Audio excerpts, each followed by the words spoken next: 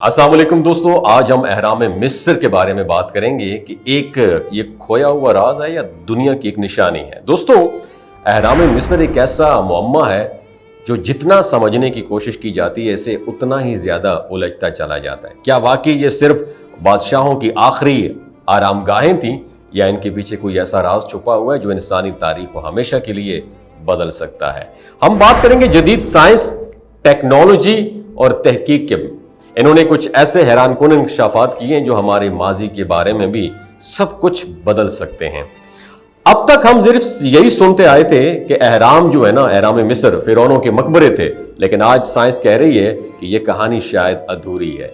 जब माहिरीन ने जदीद तरीन क्वांटम स्कैनर्स और थर्मल इमेजिंग का इस्तेमाल किया तो एक नाकाबिल यकीन दरियाफ्त पर पहुंचे। अहराम के नीचे एक ऐसा खुफिया नेटवर्क मौजूद है जो आम सुरंगों से बिल्कुल मुख्तलिफ है।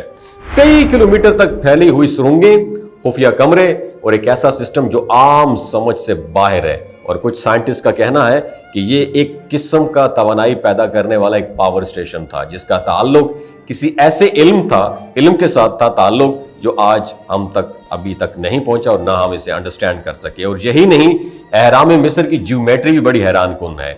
अगर आप उन्हें जदीद साइंस और फिजिक्स के असूलों से देखें तो ये आम बिल्डिंगों की तरह नहीं बल्कि एक पावर स्टेशन की तरह दिखाई देते हैं। और कुछ तहकीक से यह भी पता चला है कि अहराम मिस्र किसी न किसी तरीके से तवानाई को इकट्ठा करते थे और ट्रांसफर भी करते थे।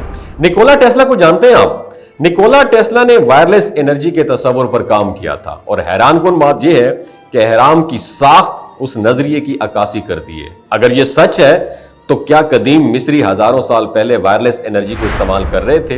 यह सवाल मजीद पुरस्कार तब हो जाता है जब हम अहराम की दीवारों पर मौजूद नक्शो निगार को देखते हैं और उनमें कुछ ऐसी तस्वीर शामिल हैं जो आज की जदीद खलाई एजेंसियों के फल्कियाती नक्शों से हैरत अंगेज मुशाबियत भी रखती हैं। इनमें से ऐसे सितारों और गैलेक्सीज की निशानियां मौजूद हैं जो जदीद दूरबीनों ने हालिया सालों में दरियाफ्त की हैं। सवाल ये पैदा होता है कि जब हजारों साल पहले जदीद दूरबीनें एग्जिस्ट ही नहीं करती थी तो मिस्रियों को यह सब कैसे मालूम था? यहां एक और हैरत अंगेज नजरिया सामने आता है। क्या अहराम मिस्र दर हकीकत किसी और दुनिया के साथ कनेक्शन का एक सोर्स थे? कुछ माहिरीन का यह भी कहना है कि अहराम एक कॉस्मिक एंटीना के तौर पर काम करते थे जो जमीन और दूसरी ज़हीन मखलूक के दरमियान कम्युनिकेशन का एक सोर्स हो सकता था।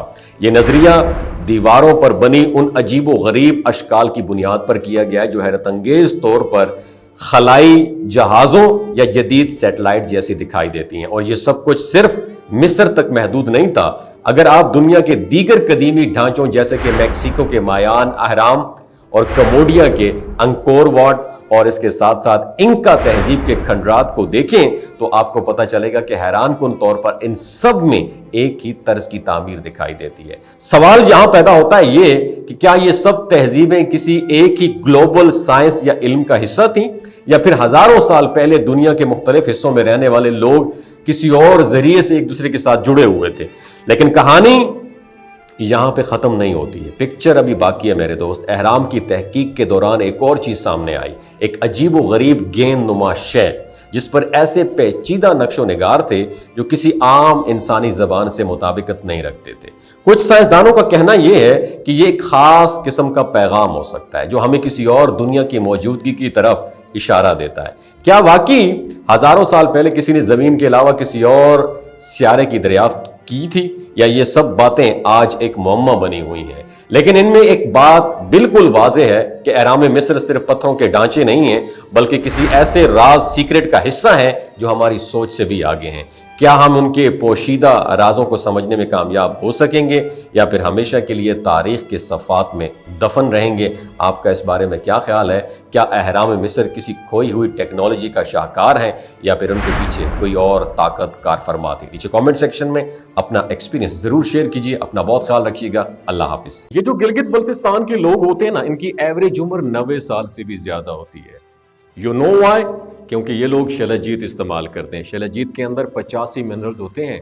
अगर आप चीज़ों को जल्दी भूल जाते हैं, मर्दाना कमज़ोरी महसूस करते हैं, औलाद जैसी नेमत से महरूम हैं, اور آپ سپرم کاؤنٹ آپ کے کم ہیں، ٹیسٹوسٹیرون ہارمون امبیلنس ہے، آپ سدا بہار جوان نظر آنا چاہتے ہیں، خون کی کمی کو دور کرنا چاہتے ہیں، ہڈیوں جوڑوں کے دردوں سے نجات حاصل کرنا چاہتے ہیں، موٹاپا کم کرنا چاہتے ہیں، تو ڈاکٹر اسد محمود کی پیور اینڈ نیچرل شیلاجیت ضرور استعمال کریں۔ ایک بات آپ نے دماغ کی کھڑکیوں کو کھول کے آپ نے سننی ہے، ہمیشہ آرگینک اور قدرتی چیزوں کا استعمال کریں، کیمیکل والے فوڈ سپلیمنٹ خدا رہا استعمال نہیں کرنے۔ اگر آپ ڈاکٹر اسد محمود کی پیور اینڈ نیچرل شیلاجیت کو آرڈر کرنا چاہتے ہیں، نیچے دیے گئے نمبر پر واٹس ایپ کریں۔ 3 باتوں کا خیال رکھنا ہے: ہائی بلڈ پریشر میں مبتلا افراد، خواتین جو پریگننٹ ہیں، اور 15 سے 20 سال کی جو نوجوان نسل ہے جو غیر شادی شدہ ہیں، اپنے سیکشول پاور کو بوسٹ کرنے کے لیے استعمال کرنا چاہتے ہیں، تو ڈاکٹر کی ایڈوائس کے بغیر استعمال نہ کریں۔ باقی سارے لوگ بے دھڑک گرمی اور سردیوں میں استعمال کر سکتے ہیں۔ اپنا بہت خیال رکھیے گا۔ اللہ حافظ۔